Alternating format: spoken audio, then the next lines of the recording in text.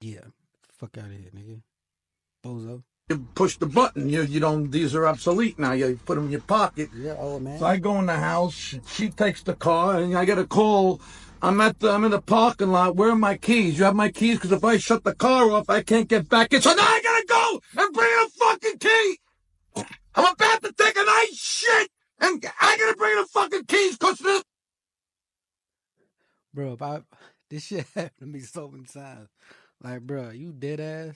Matter of fact, I done left the keys in my pocket. I done dropped myself off, let her take the car, but I got the keys in my pocket. Now, I gotta catch an Uber all the way to where the fuck she at to get her the fucking key because the bitch won't start.